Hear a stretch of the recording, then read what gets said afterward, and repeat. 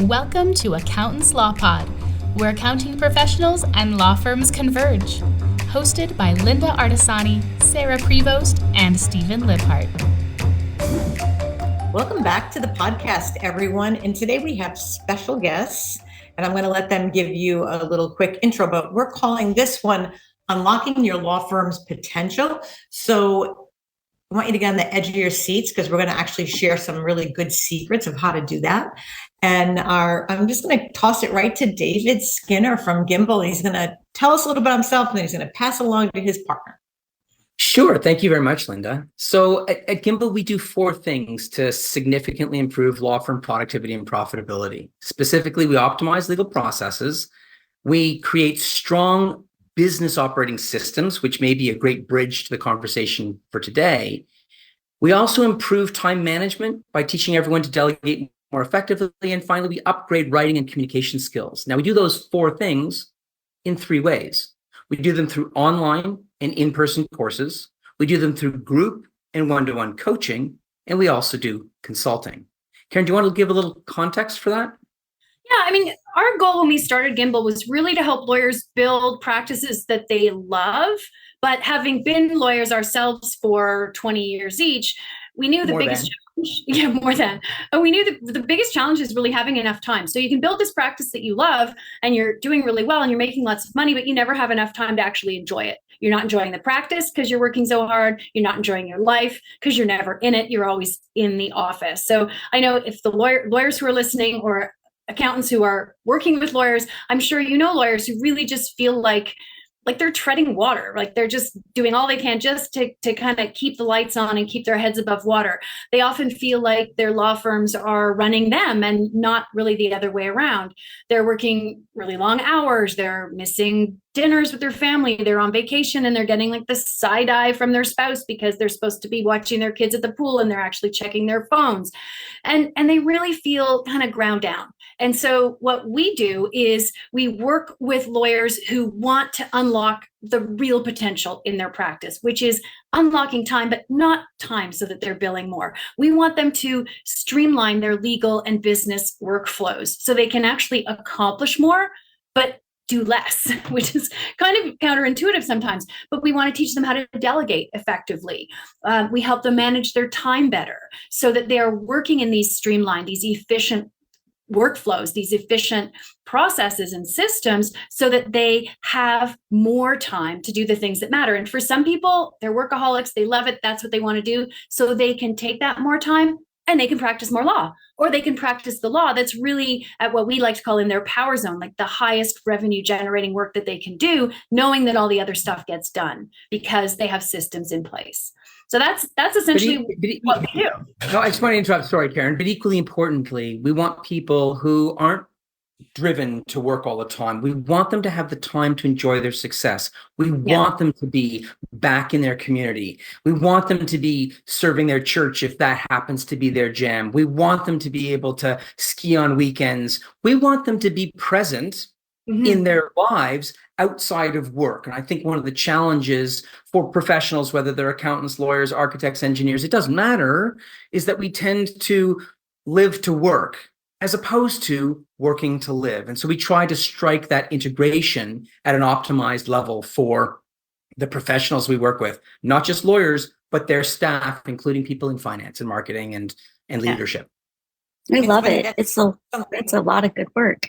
That's something we went to a conference this past year at Tri-Merit, and that was the theme of the conference, right, Sarah?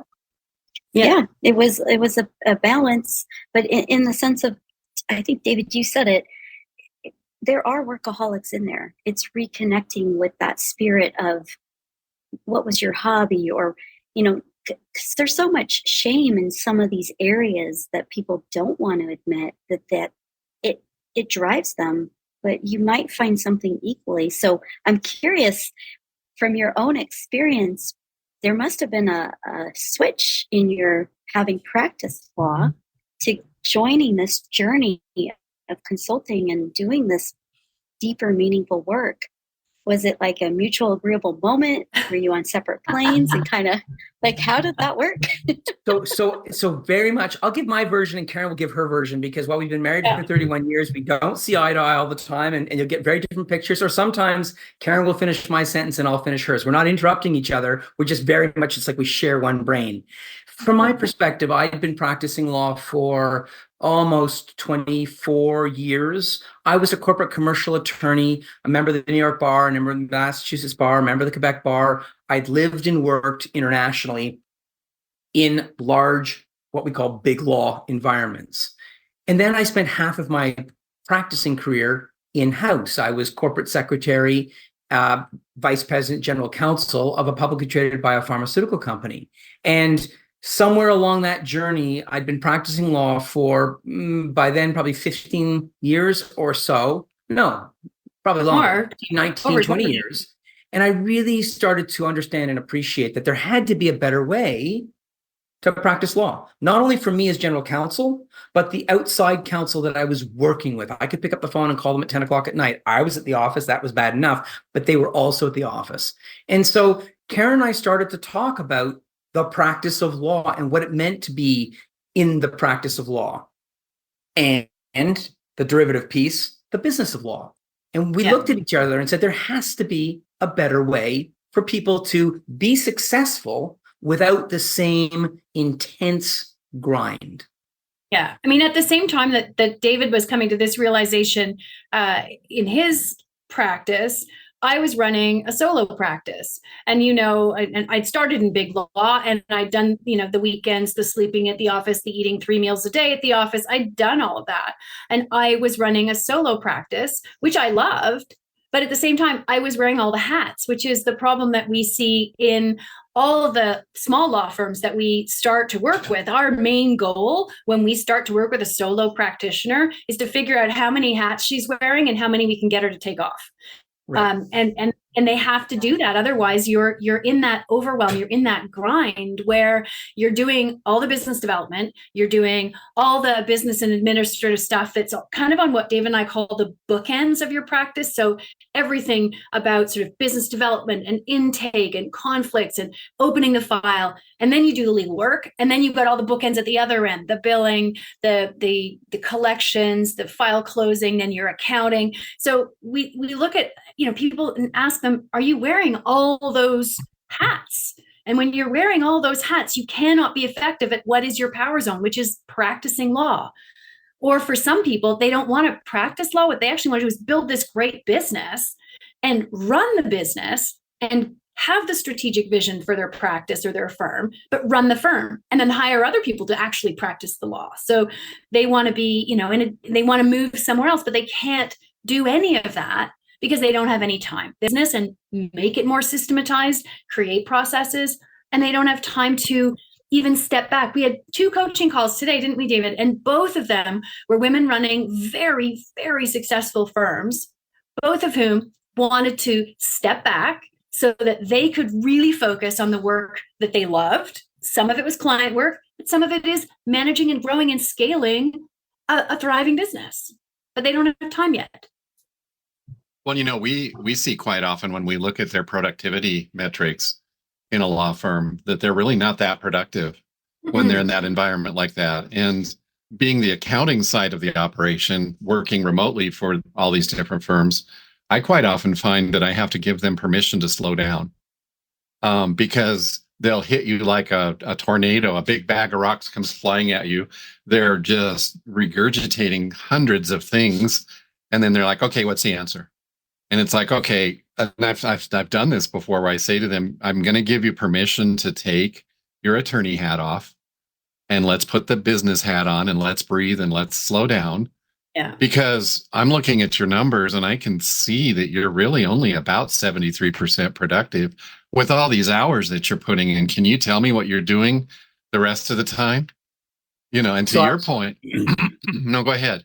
I was going to challenge you on that statistic because we all met at CleoCon in Nashville, and consistently year on year, the small to mid-sized firms that complete the Clio annual report say the same thing over and over again. They're probably doing about 2.5 hours of income generating work. And I'm not even forget profitability, just revenue generating work. Profitability is a completely separate question, which your colleagues, your accountants will be all over. Lawyers don't always get the connection. Just because I'm making money doesn't mean I'm actually making money.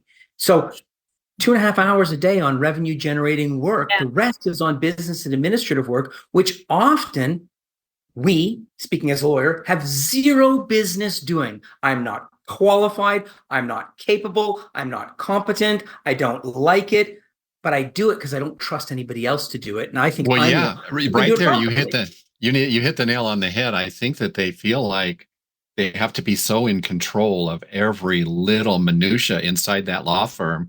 And it's hard for them to let go and feel safe in letting go that it's going to get done. So I think that's awesome that you guys are doing what you're doing to help break that mold. It's hard because lawyers tend to be a really great lawyer. You need to be a perfectionist. You need to be very risk averse. You need to be extremely good at looking at a situation and picking up all of the things that are wrong with it, because that's what you're trained to do. And you're not particularly good at getting things wrong. Lawyers typically score very low on resilience when they do psychological assessments of lawyers. So high perfectionism, low resilience means you're not really very good at trying something out, failing, and then picking yourself up and starting again. Are you testing these people out on what you just mentioned? We don't psychological testing. We talked about it for a while, but we didn't. It's Larry, I want to say Larry Roberts, I can't remember Larry's last name, but I will figure it out and send it to you so that you can put it out with the podcast. That he's done a ton of work on psychological assessments of lawyers. And that's what happens, is that because of the way that we're trained, and it's not totally clear whether people who have this sort of mindset are more attracted to law, or whether people go into law and then they develop the mindset. So it's not really, I don't know which way it falls, but it's predisposed, I think. Maybe not with it. I don't know. But it really means that something like innovation is actually really hard, because what makes you a really great lawyer doesn't necessarily make you a really great innovator. And it doesn't make you a good delegator at all, because, like you say, they want to be in control. When we talk about delegation, and we have a whole program called Delegation Express that is like a DIY little course that people can take on delegation, one of the things we really get people to think about is okay, what's holding you back from delegating? Well, it's usually, oh, you know what? I asked somebody once before to do it and they made a mistake and I had to do it myself anyway. Or, I'm going to give it to them and they're going to do a terrible job and I'm going to have to do it myself anyway. Or it'll take me more time to explain than the task takes. We hear this. It'll only take me a minute. It'll only take me a minute. Well, it does only take you a minute, but you do that minute 25 times a week or 50 times a week or 60 times a week. That's time that if you taught somebody and it did take you a few minutes to teach them, you would have that time in perpetuity. So that's kind of the mindset shift we push people to, is like, if you're going to delegate work, you have to think of it as an investment, and you have to invest the time to create the process that you use, and then to teach that process and to accept that the first few times it won't be perfect. You have to accept it won't be perfect. You make the redirection, not that you do it yourself, but you redirect. And then eventually it is going to be saving you time, but it's going to save you time in perpetuity. It's not saving you just a minute here and there or the extra 5 minutes it took you to train. It's saving you 60, 70, 80 minutes a week or more, depending on what it is. So I'm thinking about this logically, and I'm curious, depending on the type of person or the size of the firm sometimes, because or the type of law that they practice. Yeah, exactly. So you could just do high level. I was just thinking, like, allowing yourself as if you're the attorney, or it's very similar in the accounting profession too. It's no different. Allowing yourself a bandwidth of time. So I know people like to especially in legal, we have to figure out the timelines, right? So when you're doing this new system for yourself, or allowing yourself to develop this new system, what does that kind of timeline look like to allow yourself to be able to be confident in this, because you're learning a new skill while doing it. It sounds weird to say that. It's such a natural thing to do. It's like taking a child and redirecting and redirecting. Well, it's the same thing in our own businesses at times. We have to redirect every single time. So what do you think is a good timeline for someone to give themselves that space and time to develop this? Do you mean how long you should invest in training someone, or possibly, yeah, or just even yourself? Like, okay, I'm not going to take the minute to take that little action step to do that piece. I'm going to do this little video, or I'm going to redirect it back. I mean, you're really the psychology of somebody, you're really retraining them. So it's like, expect yourself, like we tell people when you're migrating, you've got about 90 days to 6 months to accept the new way of doing this work, because you're not going to turn on like a switch and it's the magic button. You're in a whole new system. You have a whole new practice management system in front of you, and it doesn't work like the last one. So don't expect it to. So it's kind of like that. I mean, it's just like giving them, it's such a psychological piece that you're trying to redirect somebody on. Do you find that some people pick it up and run with it, or are you finding like a medium of like, is it 90 days? Is it 6 months? There can be a huge amount of resistance, and yes. So the inertia is high, and the inertia is greatest in the larger organizations within which we work. And I'm gonna wear my lawyer's hat for a second, my cautious hat, because I don't want you to get a whole pile of letters from irate attorneys who complain about David and Karen Skinner and the comments that we made. We're grossly generalizing when we say lawyers are risk averse, that lawyers aren't good delegators. There are some fabulous practitioners out there who have all the business and leadership skills and knock it out of the park. But as a gross generalization, we are, generally speaking, trained to be risk averse, to find the problems, and then to come up with the solutions to overcome the problems. We're not just poking holes, but as one of our friends says, often the accounting department, accounting and finance, and or the lawyers are the crushers of innovation and dreams, because our job is to go, well, you can't do that because you don't have the budget, or you can't do that because the law doesn't provide, or otherwise. So that's my caveat there. We do love lawyers. We are lawyers ourselves, but we have our hangups and our problems. Answering the question about how long does it take, the inertia is greatest in larger law firms, and there's a reason why recently Karen and I have increasingly decided to focus on smaller organizational structures. We will not walk into a large institution and say, you need to change this from stem to stern and everybody has to change. But rather, we will work with a practice group, or we'll work with a business and administrative department, the conflicts clerks, accounting, collections, billing, and we'll try to work with a smaller group where the inertia is smaller, translate that into working with solos and smalls. Those that see the urgency or feel the urgency and understand the negative impact on their mental health and wellness of wearing all the hats, they're the easiest to convert. We then provide them with simple tools, simple frameworks, simple methodologies that they can easily understand and translate to their day-to-day. And part of that, when we're talking about, maybe I'll just run a little video here, or I'll create some sort of cheat sheet.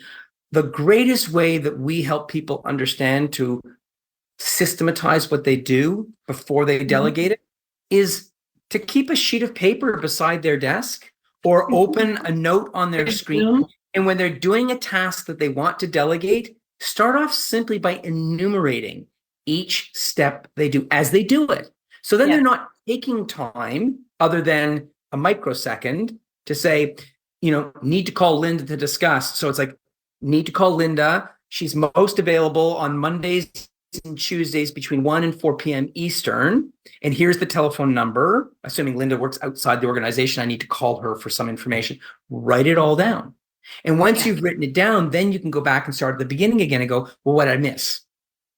And then with that in mind, you then turn around and say, well, the next time I'm going to do it, this task that involves Linda, I'm going to pull out my list. I'm going to forget what I know, and I'm going to pull out my list and start at 1 and end up at 23. And if I don't get the result, then my process, my cheat sheet, my checklist is missing something. Well, what am I missing? Oh, I didn't write that down because it's obvious. Well, if it's obvious to me, it's likely not going to be obvious to my delegate. And so that's how we encourage people from a practical perspective to systematize things that they ultimately want to delegate. Karen, I'm sure you've got something you want to add. I do. What I wanted to just jump in, I think you're right. The idea is really to start small and kind of build that muscle memory of creating the little processes as you go for all these things. And the other thing too is to figure out who could do the work. And so one of the tricks that we use with people is what we call our delegation quadrant. So if we've got a lawyer who comes to us and says, you know what, I'm overwhelmed, I've got too much to do, I'm wearing all these hats, we get them to really enumerate what it is that they actually do. And so we say, okay, for the next week, every time you do something in your practice, whether it's phone calls they have to make to, I don't know, land transfer office or whatever it is, whatever you're doing, grab a sticky note, write that thing on a sticky note and throw it up on the wall beside you so that they start to create a list of everything that they're doing, all the hats that they're wearing, the legal work too, if it's drafting, then, draft contract X, draft, agreement Y, whatever that is. If it's intake, then it's, had a consultation with so-and-so, did a follow-up, chased a client who didn't give us the right financial information, all of those tasks. And we get them all up on the wall at the end of a week. And we say, okay, you got to put them in 4 categories. Category 1 is the work that you absolutely have to do because you're the business owner or you're the lawyer and it takes somebody with the qualifications at the bar to do it, or you have very specific expertise that nobody else can do. So those are the things in quadrant 1, the stuff that you have to keep and continue to do. And then in quadrant 4 is all the stuff that you look at and you say to yourself, there is no way anybody in this firm should be doing that at all. Like, we have to stop doing it. It's ridiculous. Whatever. That's your quadrant. Are such things? Oh yeah. I'm sure there's a list. Only 1 or 2. Only 1 or 2. Amazing. Oh wow. So then you've got these other 2 quadrants, quadrant 2 and quadrant 3, which is all the stuff that has to get done. Quadrant 2 is all the stuff that has to get done in your firm. You don't have to do it because it doesn't take a lawyer to do it. And you absolutely hate doing it. It grinds you down. Every second that you have to do that task, you're just thinking to yourself, I wish I could die. Like, I can't do this anymore. The stuff you really hate, that goes in quadrant 2. Quadrant 3 is the stuff that has to get done. You kind of like doing it. Maybe you're not very good at it, so you probably shouldn't do it because it takes you, because you break the website every time or whatever it is. The stuff in quadrant 3 is the stuff that somebody else in the firm should be doing, or that somebody else should be doing. Maybe they're not in your firm now, but you could outsource it. So it's the stuff that somebody else other than you could do, and you kind of like it. And then we say, okay, you're going to start by delegating small things that are in quadrant 2. Quadrant 2 is the stuff that you don't have to do and you hate. And we want them to always start with quadrant 2 to develop the practice of creating a little process the next time they do it, teaching somebody, looking at that and deciding who they should teach, right? Deciding who they have, and do they have that person on staff, and could they outsource it for less money? But start always with quadrant 2, because the first instinct that all of us have when we delegate a task and somebody makes a mistake is to take that task back. However, if it's a task you really, really hate, you're not going to be so keen to take it back. So it's really just a bit of a tricking yourself into saying, okay, there's no way I'm going back to calling clients on collection matters. I've got to find a better way to do it. So you start with those things. So David's right. You start by, creating that small process as you go along, testing it out, looking at it, deciding who should do the work other than you. And then you start with some small things that are in that quadrant 2, and you practice delegating, and you learn to delegate with the things that you really never want to have to do again. And by the way, this method for delegation applies regardless of who you are. It applies to accounting clients, it applies to engineers. Anybody who's trying to get somebody else to do something should follow the methodology that Karen's just described and that we set out in Delegation Express. It's foolproof, it's simple, and it's kind of ingenious. Not that we developed it, but it makes sense. I mean, I can't tell you how many times Linda, Sarah, and I have talked about, I'm just going to take that back and do it myself because it didn't work and I can get it done quicker. And we're always catching ourselves on that. Yeah. End up working on Saturday or into the evening or whatever. We're all guilty of that. Yeah. And there's a cost to that, right? There's a cost. And that's the other thing that we talk about a lot with people is that, yes, it's going to cost you, because a lot of pushback that we get from lawyers, especially in smaller firms, is they don't have the budget to hire somebody. Mm-hmm. And so we talk about the fact that if you can hire an assistant to do work for you for $40 an hour, and you could take that hour and charge 200, 300, 400, there's no reason why you can't hire that assistant. And you don't have to hire someone full time. You can hire a remote assistant. You can hire somebody for 10 hours a week or 10 hours a month. One of our coaching clients started off with someone for, I think, 5 hours a month doing one small task. Now she has a full-time assistant, and she's hired somebody else because she makes more money, because all those hours that she was doing, you said at the beginning, Stephen, people have, they have very low productivity, and they're only, and David, you said, people are working for 2.5, 3 hours a day on billable work. All the rest of that time, they could be working on billable work, and that would earn them $400 an hour. And all that would cost them is $40 an hour for a remote assistant. That's like a no-brainer when you think about it. We have these conversations with our clients, and one of the areas we do that with is accounts receivable. They might have it. None of them want to pick up a phone and call a client, the former client that hasn't paid them. And that's an easy grab for us to get them to start to think about, well, we've got this other solution, cool box, that you might want to look into professional calls. And it's kind of funny when it comes to delegation, and Sarah and I went through this in the beginning because we did everything from the beginning. And then a dear friend of ours, one of our mentors, Seth David, said to us, if they can do it at 85% of how you do it, then that's good enough. And you have to let go of the 100%, because that's the problem, is you're just sitting with that. I know I can do it better. And then it comes back. He said the 85% rule, just keep thinking the 85% rule. And for sure, that is a true thing. So well, Linda, if you're watching the dollars walk out the back door and you're not managing the front end, you've got your priorities wrong. And I hate to be so blunt about it, but really we see that in the transactional relationships. We're not having a transactional relationship as an accounting firm with you.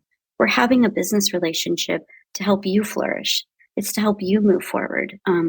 And so you build those financial team partnerships, and that part, like to your point, you build this administrative support. So you do the work that you want to do. And we're learning it ourselves. So it's not like we have it all figured out. Yeah, we're business owners too. That's the thing we get. Sarah started using that when we talk to the attorneys, like, we're business owners too. You don't see it on their face, like that never occurred to them. And then they're like, oh, that's right. You're kind of going through the same things we are with employing, hiring people and things like that. And it's just interesting to see that whole conversation change. But we have that conversation with attorneys over software. We might have a way of using software that will save the time, like hiring somebody, and then they're hesitant to put the money out. And you're like, wait a minute, we're going to get you improvement in speed. Technology is going to just drive things. It's going to be more accurate. Why wouldn't you want to invest in the firm that way? And then usually we can get them to understand, but it's so true that a lot of them think that they're billing out that 40 hours a week. Like, I work 40 hours, I bill out 40 hours. And then that's when we hop in with our reports and show them utilization and realization rates. And here's utilization rates are in the toilet. And that's where that 2.5 hours of billable time on average for, solos and smalls, because they're wearing all the hats, it decimates their utilization. And that has a direct impact on their revenue. And also, because they're a high cost resource, their profitability. And too many people focus on revenue, and historically partners that bill by the hour are compensated in part on the revenue they generate. Who's the biggest fish in the pond? Who brings in the most revenue? Well, that's kind of irrelevant. Who brings in the most revenue the most profitably? That's the question we should focus on. Because if I'm generating $1 and the firm is making 99 cents, that's a whole lot better than someone who's generating $500 and it's costing $499 to generate the 500. Well, and so many attorneys go to work in the big firms when they get out of law school, and they are handed a plate, and it's on that plate it says, this is how many hours you have to bill this year. They burn them out, and then they end up as a solo. And sometimes they end up going back to the firm because they can't make it as a solo. And that's that's the sweet spot right there. If you can get a hold of them and say, okay, wait a minute, you left because you were burned out. Don't do that to yourself again. Get your SOPs set up, get your correct software. Don't just call your friend down the street and ask what he's using. Really investigate what you want to use in your firm and the type of staff you want to hire and if you want to outsource. And to your point, looking at all the things in the quadrants of what do I do every day and feel safe in letting go and making more money because you did. Yeah. We want people, we were, when we met at CleoCon, we were wearing our Work in Your Power Zone t-shirts, and we're actually Thursday, tomorrow, I guess that is, we're giving another webinar on how to work in your power zone, because it's such a useful concept to think about. That stuff in delegate in that quadrant 1, that's the power zone stuff. That's the stuff that you can do as a lawyer, and you're making the most money you can make for the firm. And sometimes that's business development, and that's okay. Like that doesn't, and we're not talking, it doesn't have to all be legal work. It could be the business development, and that's hugely valuable to the firm. And that's paying you. That's you're getting an ROI from that. But we want people to look at their lives and their practices and know that they're spending most of their day in their power zone, which is the work that pays the most money, that they love to do, because then they're not going to feel burnt out.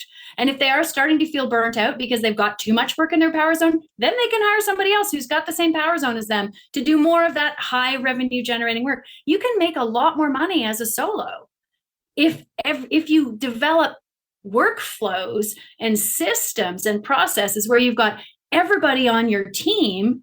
I mean, solo and team, I'm talking about, maybe 1 or 2 lawyers and a paralegal and an assistant and an intake specialist. That's your team. If you've got every single person on that team working in their power zone, they're doing the work they love that adds the most value to the firm, whether that's being absolutely fantastic answering the phone when potential clients call, which is hugely valuable, and also means the lawyer is not answering the phones when the clients call. All of that generates bigger bottom line for the firm.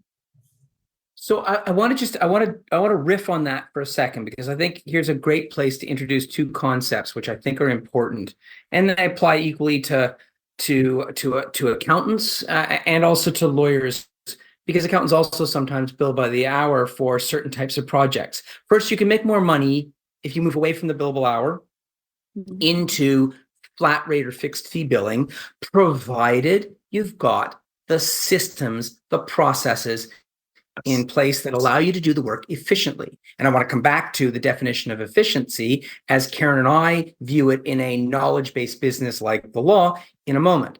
But first, on the question of flat rate versus billable hour, just because I bill $100 an hour, just because it takes me 15 minutes doesn't mean I'm limited to billing $25 for that piece of work. Quite the contrary. The only reason I can do that piece of work in 15 minutes is because I've got 25 years of practical experience behind me, because I'm an expert in the field, because I know what the courts have decided previously, and so on down the line. So what I should do is I should bill you based on the value that you've received out of the 15 minutes that I have worked for you. And so if you get it right, if you are good at what you do and you can bring to bear great quality, efficient processes and systems, twin that with great experience, then my 15 minutes is worth a whole lot more than $25 for a quarter of an hour. And clients will pay. And clients will pay. So that's point number 1. That hinges on being efficient. Karen and I define efficiency in the practice of law and any other knowledge-based service as having the right people, doing the right work, the right way, at the right time, and using the right resources. And I want to come back to technology, because right resources doesn't necessarily mean technology. It can be something so simple as a checklist, a practice guide, an aid memoir, a standard form precedent. All of those are resources. But so too then is, how do I leverage technology to automate and systematize some of what I have in terms of resources? Make it easier to find, make it easier to generate, use AI. So efficiency is right people, doing the right work the right way at the right time, using the right resources. And we fall down all too often when we try to wear too many hats because we utterly fail at being efficient. Oh, it's so true, because you can't even lead a team sometimes when you're falling down on your own stuff, and then keeping them moving. Right, Steve, you and I talked about this, and Linda as well, from experience. But and if you do all these things, David, your staff's going to appreciate it that much more. I bet you have less turnover.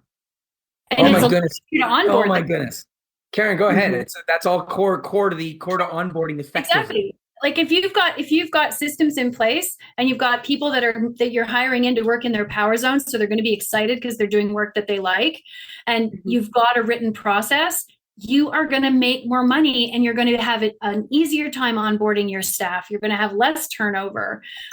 We've been hired in to work with large law firms that have major turnover issues in different practice groups, and when you really drill down, so much of the time it's because the firm doesn't have a system for allocating work. It's totally ad hoc. So, a partner works with an associate once. That associate makes a tiny mistake because he hasn't received enough training, or he never got any training. And then Yeah, exactly. And then that person never gets any more work from the partner because the partner thinks they're unreliable. And then, so there were all these things that were kind of building out around the fact that they didn't have a work allocation system. They didn't have a process for looking at their different associates and saying, you know what, Sarah needs training in this area, and Linda needs training in this area, and Stephen needs training in this area. And then we bring them all up to this level.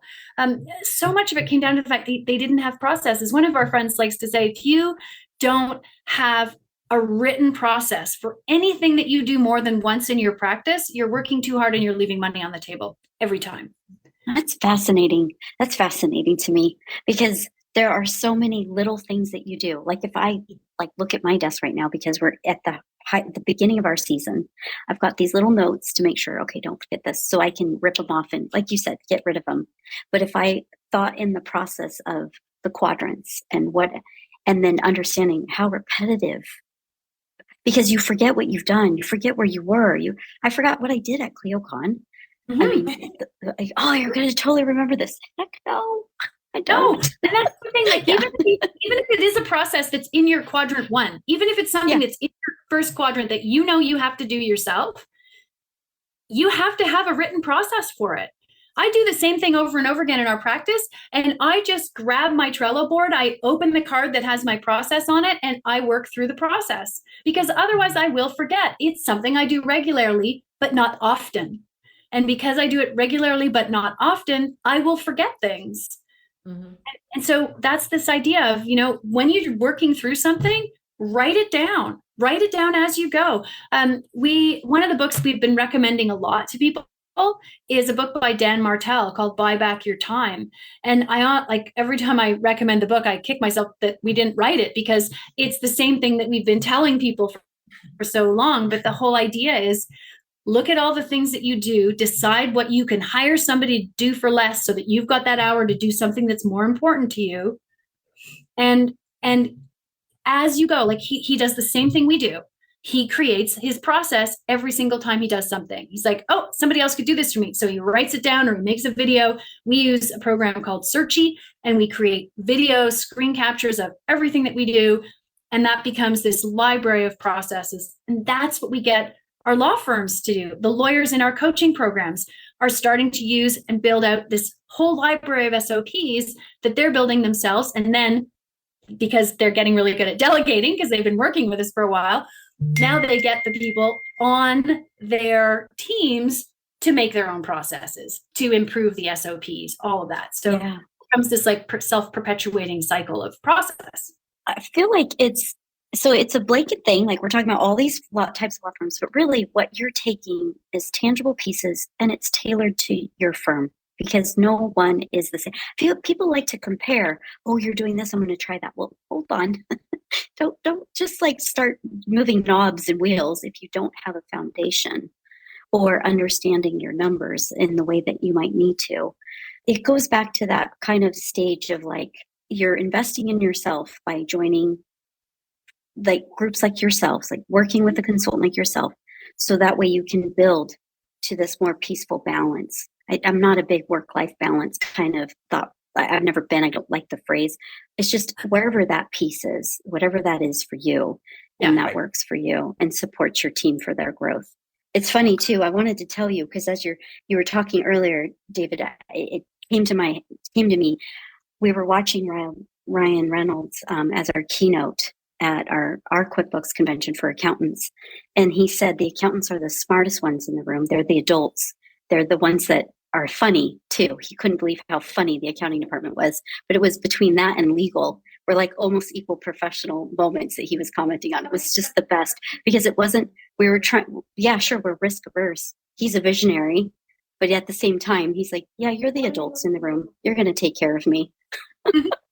That's why we say we collectively, attorneys and accountants, are, you know, crushers of dreams, because we do reasonably and rationally sometimes rein in the enthusiasm and go, yeah, that's a great idea, but not for your firm, or not for you, or not for, I get it, but that's going to cost you $1 billion and you're only generating $1 million of revenue. So how are you going to pay for it? It's like, no, it's a great idea. So, well, it's like that in my house. My husband's like, oh, ask your mom, because she knows what she's talking about. And then it's like, oh, I'm sorry, I crushed you. You know, one of the best law firms I ever worked in, we had nap time every day. And the managing partner had a lounge in his office with a blanket and nice music and the whole bit. And we knew when he shut his door, it was quiet time in the law firm. And it was such a nice time of the day to regroup, refocus. We got so much more productivity out of having that 1 hour to stop every day. I couldn't believe the difference that made. Wait a minute, nap time, not for the staff, just for the owner? Well, for him, and then we knew that he was going to leave us alone for that hour. So, you know, Think of Mad Men. Like Sarah and I are going to go take a nap now. We'll be back. So we know one of the partners in the large firm that we worked for. He did the same thing. He had a nap every afternoon, and you couldn't contact him at that time. But it's just I do that every day. I just stop for about 45 minutes and take a little snooze, and I'm so refreshed then. I'm refocused. I love it. That's a great lesson, Stephen, because mental health and wellness is a huge issue in the practice, in the profession of law and accounting. And we're all working way too hard. We're not working smart. We're working hard. We're working harder and not smarter. And this fits in well with that notion of efficiency and the economy of effort. And I do believe, I applaud you. It is so important to take time to just kind of recharge your battery. Churchill was a huge cat napper. Karen slept through most of law school. She'd study something for 45 minutes and sleep for 20, and then she'd study something else. And he did brilliantly well in law school, whereas I just chiseled away at the whole thing. And, you know, well, you know what? One of the other things, David, too, that, and Sarah and Linda have heard me talk about this many times, but I like to coach my law firm clients on the year-end bonus structure, because it makes me so sad, really truly sad in my heart, when I know that year-end is coming and they haven't put any structure to why they're giving Karen a $20,000 bonus. And I already know that Karen's going to quit right after she gets the bonus. And what good does that do? And so if you can tie the successes and the productivity and all of those things to that bonus you're going to hand out, and celebrate it that way, and find out what makes that person tick. You don't necessarily have to give them $20,000. Send them to Santiago, Chile, if that's their thing. You know what I mean? And it's life. It's about living your life, taking your nap, having your pause, going to the beach. What really turns you on? Does that $20,000 really mean that much to you? And there's the scenario that comes into play where they all compare the bonuses then. Well, how come you got 10,000 and I only got 2,000? And it makes me so sad when I see a firm struggling like that. So Karen, I'm going to let you talk about that, because we talked about this on a coaching call today. It's like, how do you define the terms for, so go ahead. Yeah, but it came down to like, how are you going to incentivize people and how are you going to reward them? And this one lawyer in our one-to-one coaching was saying, well, I'm going to talk to this new assistant that I'm bringing on to see what it is that how they were incentivized in their previous in the previous firm. But we said, but you've already said, you've got a few business development or firm investment type tasks that you want her to take on. There are some processes that you want her to develop, and there are some systems that you want her to start putting in place. So why don't you tie her bonus to that? So how many of these types of new processes did you manage to develop this year? I can't remember off the top of my head what the one particular one was, but it was tied in with knowledge management. And so, how many of these knowledge management advances are you going to make? And when we do that, what part of it was developing a new way of getting financial disclosures for clients? And she had the lawyer had some good ideas, but she wanted the ideas from this other assistant. And he said, well, why don't you tie the bonus to that? So when she accomplishes this task by the end of the year, you can celebrate that she created this and it has this huge impact for the firm and this huge impact for the clients. And then she gets a bonus based on that. And she's proud of what she's accomplished instead of just having her hand out. Yeah. And so often these bonuses are just tied to the number of billable hours, which just makes my skin crawl anyway. Yeah. Then you're basically saying, okay, you're going to work like crazy, and I'm going to give you a bonus, but you're not going to have enough time to actually take a holiday to Santiago, Chile with your $20,000 because you still have to bill, immediately for next year, or you're not going to get your $20,000 next year that you still won't be able to use because you don't have time. And what's it cost to replace them if they leave? Huge, a mid-level associate? Go ahead, Dave. Well, I was going to say, it is huge, hot button topic, because this ties back into Karen's about the mergers and acquisitions group that was losing mid-level associates because they didn't have a process to look after the professional development of the different levels of associates within a department by ensuring they were getting equally trained. Someone made a mistake once, they were black marked. Someone was really good at a particular kind of work and all they got was that kind of work when they were thinking. And how fair is that? I mean, exactly. So in that context, we actually asked the firm, this is an AmLaw 100 firm. We said, how much does it cost you to replace a 5th, 6th year associate? I knew it was going to be a lot, but I was floored by the number. The number was approximately $350,000. Why? Because there's all the time, energy, and effort that went into training that individual. Probably started when they were in law school, then came up through, now they're 5th, 6th year associate. They've been getting a salary also, plus benefits, and you're going to have to replace someone at the same level who's going to have training by someone else. But don't forget, there's the headhunting firm and their fee. There's the fact that partners at X dollars an hour have to read the CVs and whittle it down to a short list. Then there's the lawyers, usually partners, who have to meet with each candidate, multiple lawyers. You're right. Multiple dollars an hour. Then after every interview, they have to sit down and have a meeting to discuss the individual. That's more time. Yeah. All of that adds up to ballpark figure $350,000 for this West Coast AmLaw 100 firm to replace a 5th or 6th year associate. That's a lot of money. It's sad. Yeah. That's a lot of money. It doesn't have to be that way. Oh. No, yeah. And it isn't now, because they've developed a new system. We put in what we call it's essentially Kanban for lawyers, but we put in a matter management system so that they could actually look at all the different matters that they had open at any given time. And the partners had a list, and you could also see who was working on them. So they could see that, yes, associate, Alicia associate might have 3 files, but 2 of them were at this particular point in time, and she was absolutely swamped with her 3 files. But Marcus had 5 files, but they were a little farther along, and so Marcus had bandwidth, and so we could give it to Marcus. And we can see that Alicia's done this kind of work, and Marcus has done this kind of work, and let's swap them next time so that they can actually improve. So they've built out this very visual system that the partners are using and that the associates are using, and they have significantly reduced their churn. I love that. I love the idea of that, so that you can see it at a bird's eye view. Yeah, the 3 of us are working with a new software that does some of that. And what I like about it is the tagging that we're doing in there. So when one of What's our the people says, software, Stephen? it's called Financial Sense. Okay. And when they're stuck, they can do a stuck tag in there, and I can jump right in and see what's going on and help them out, or move, like you said, move it to somebody else, or have that somebody else help coach them, or whatever. And I like to see what's in process, what we're waiting on the client for. Are we bugging them in enough frequencies that they're going to answer us and get us what we need? Or I love systems like that.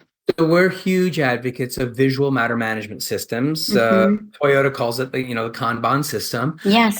Yeah. And we're platform agnostic. It doesn't matter whether you're a Microsoft 365 organization because you've got Planner, or if you use Jira or Asana, or you use HiQ Collaborate. If you're an attorney, you might use Legal Board, which is built by lawyers for lawyers. We use Trello.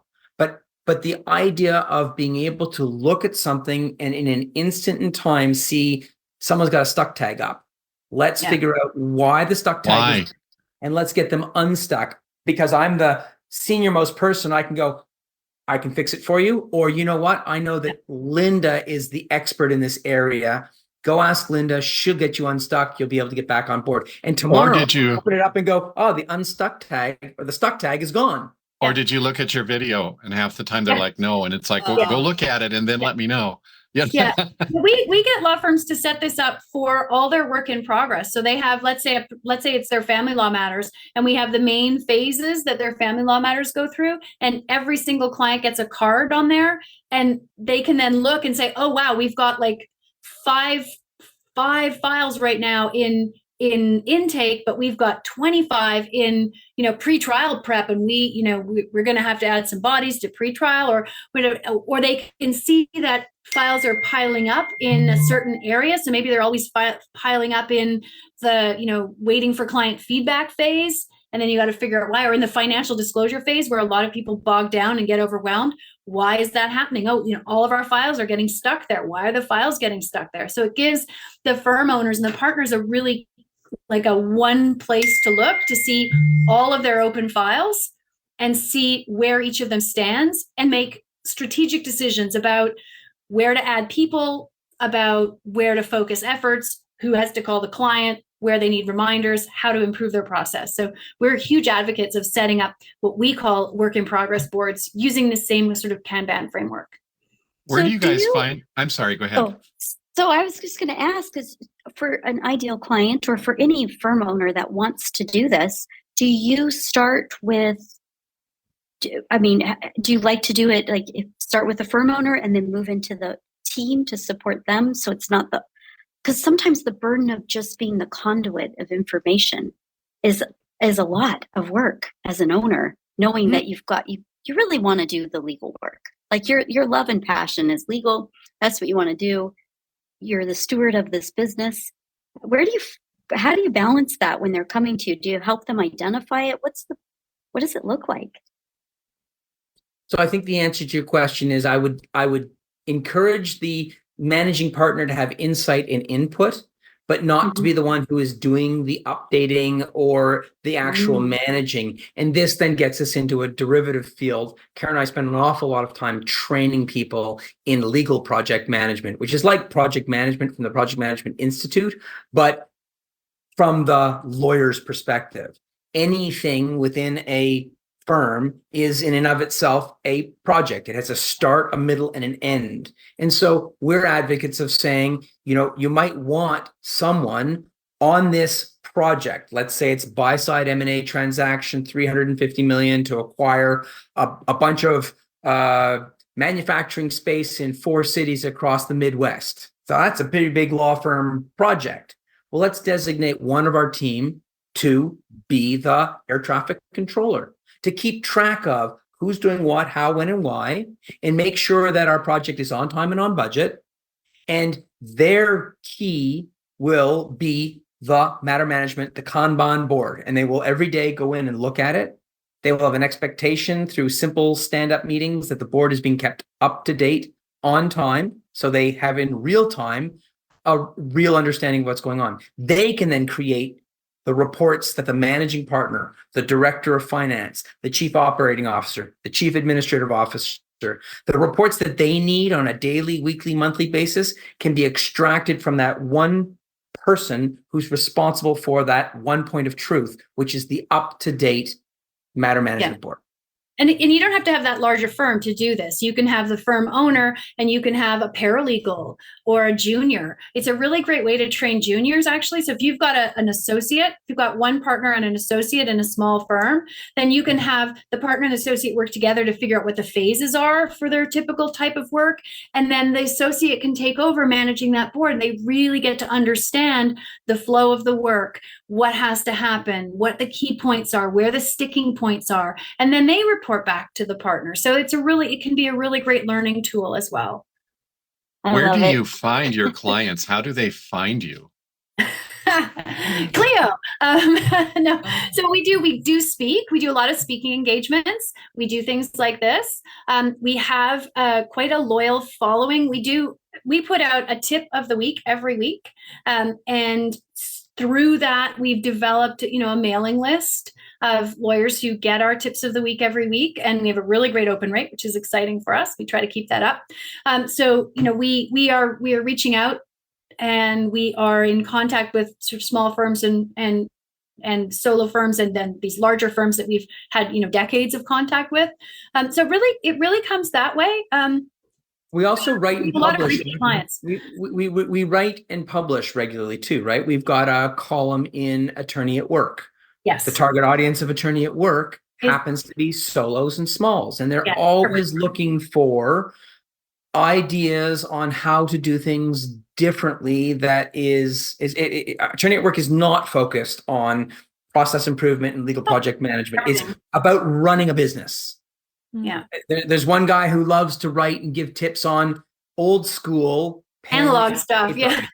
So he's the analog lawyer. He's always telling people what analog tip or trick he has. What's his favorite fountain pen, and the joys of writing a thank you note to a client on pen on paper. That's going to get opened faster than the email will, which seems antiseptic. And anyway, we do a lot of writing for. Yeah, we do. We do a lot of writing.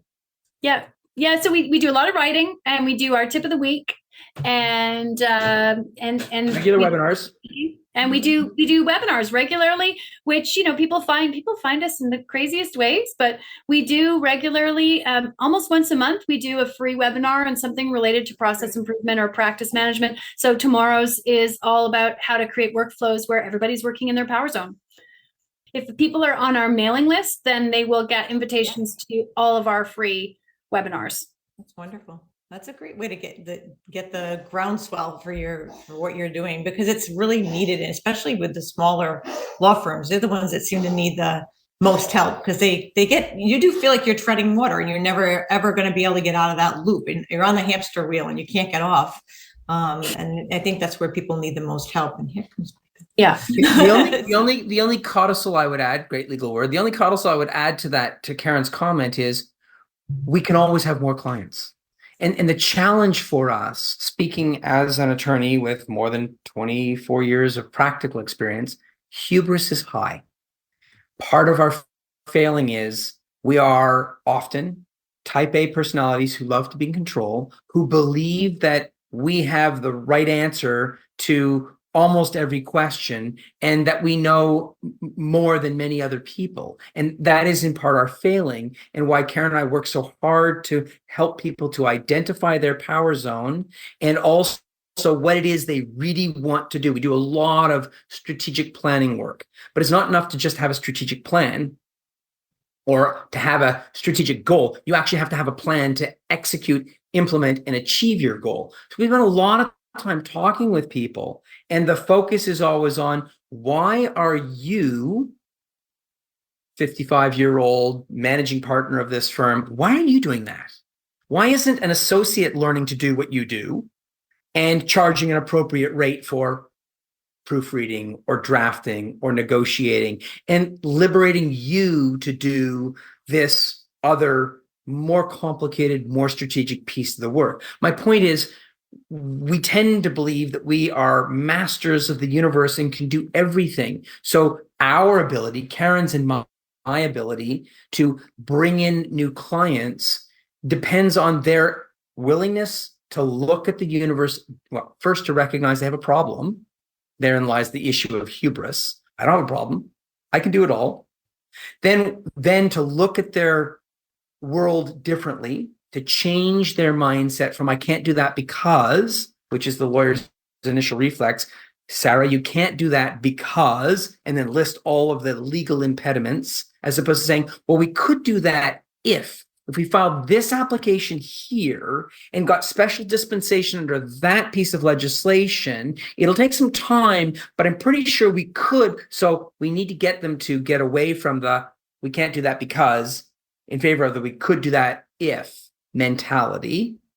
And so this is an open appeal. We love working with lawyers, and we've got a great client base, and we love what we do. But there are more lawyers who turn away and go, don't need your services, than there are who say, that sounds really interesting. Let's work together and see what we can accomplish together. Our goal is to help lawyers be as great at the business of law as they are at the practice of law, and to have the time and the freedom to enjoy their success. Mm-hmm. So in all the time that you've done this, can you share one of your most favorite aha moments that one of your clients had that really just spoke to you? You're like, we did it. We did it. That we got through. Oh, we've had a Karen, you share one, and if you don't share the one I want to share, then I'll share it afterwards. So we have a group coaching program called Practice Accelerator, and one of our Practice Accelerator clients was talking about his intake process, and we believe that lawyers shouldn't really be involved in much of the intake until the very end.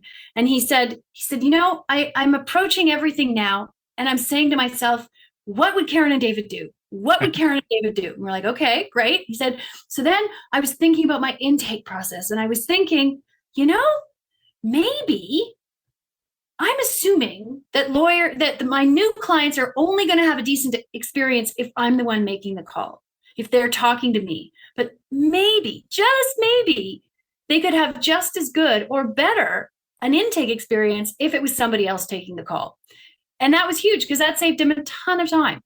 But it was that epiphany for him. And that's the shift we like to see, this idea that maybe they could have just as good or better an experience if somebody else did that task, whether it's intake or anything else. So that for me. I like that. Minimizes the transition we like to see in our clients. So I'm going to give a slightly different one, which is less of an aha moment and almost a sort of, see, I told you so. We were working with a very large Canadian law firm, and we were working to help them improve the efficiency and lower the cost of the work that was being done by the Corporate Services Department. The Corporate Services Department was responsible for, on request, incorporating new companies, special purpose vehicles that may have a life of a week or two or a couple of hours. They're a tool from an accounting and a finance perspective to achieve a particular result in an M&A transaction or otherwise. But these companies need to be constituted. They need to have, they need filings. They need to have bylaws. They need to have directors, all of this stuff. Well, they were charging more money than clients were willing to pay for that piece of mechanical work because the lawyers were doing too much of the work and the paralegals weren't doing enough of the work. So right people doing the right work the right way, they had the wrong people doing the right work the wrong way. And part of what we do when we engage as consultants on process optimization and improving workflows is to actually encourage people to look at what they do and how they do it. So we asked for a tour of the Corporate Services Department. We're going to be working with the Corporate Services people. Let's see where they work and how they work. And we're touring the floor. And an individual, very experienced corporate paralegal, gave us a great example of the inefficiency inherent in her work. The printer that she had access to wasn't the one that was 20 feet away. That was dedicated to litigation. So on pain of death, you can't print there. Her printer was 75 yards away. So every time she printed something, she had to get up from her desk, walk 75 yards, not feet, pick the item up, and 75 yards back. Now, this is going back a little ways when there was less digital and more paper, share certificates are printed on special paper. So she'd have a share certificate she needed to print. She'd walk down, she'd put it in the tray, she'd walk back, she'd press print and hope that in the intervening time, someone else hadn't printed a 45-page factum or some other document and her special piece of paper had been sucked up. But she wouldn't know that till she walked 75 yards down and realized that her paper wasn't there. And then imagine all of the interruptions. Hey, did you see the Boston Bruins game on Saturday? What did you think about, Taylor Swift's concert? Whatever happens, that's a valuable interruption, or it's a waste of valuable time to be interrupted. But that 75-yard journey back and forth. Anyway, she was making that journey no less than 50 times a day. Yet, right beside the litigation printer was a port for another printer.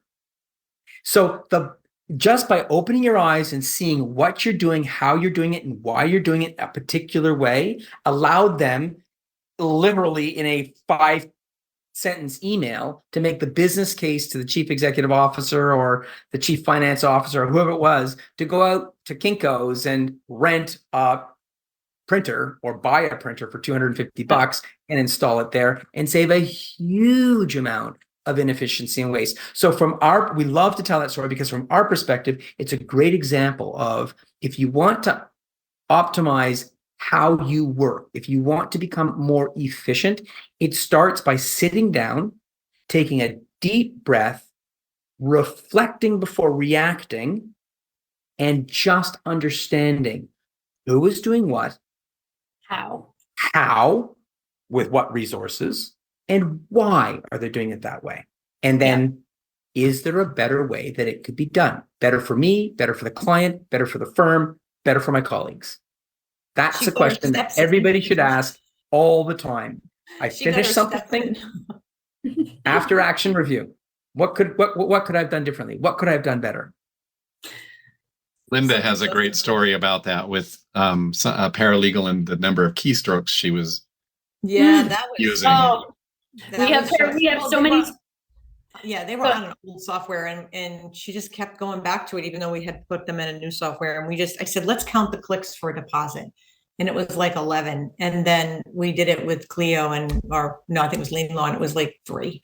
It's like, that's when the light bulb moment. But sometimes it's those little things that you do that seem so obvious. Mm-hmm. But when you're showing somebody like that just why are you doing this? It makes a lot of sense. And this has really been a fantastic talk and conversation with all of you. And I think that we're going to definitely have ways that people can reach out. I wish this was sharing today so they could note about the webinars, but since you do them every month, that's great. And thank you for joining us. And Tiara, you want to take it up here? Thank you for having me. Accountants Law Pod. Please take a moment to like, share, and review this episode. And be sure to subscribe to this podcast on YouTube and wherever you find your favorite podcasts. If you have questions, topic requests, or guest suggestions, you can email us at info@accountantslawpod.com or send us a message through our website, accountantslawpod.com. To join us in the Accountants Law Lab, which meets every Friday, visit our website at accountantslawlab.com to sign up. And to work with Gimbal, follow the links in the show notes below. Thank you, everybody. Thank you. Bye-bye. Thank you. Thank you. It was a real pleasure. Bye.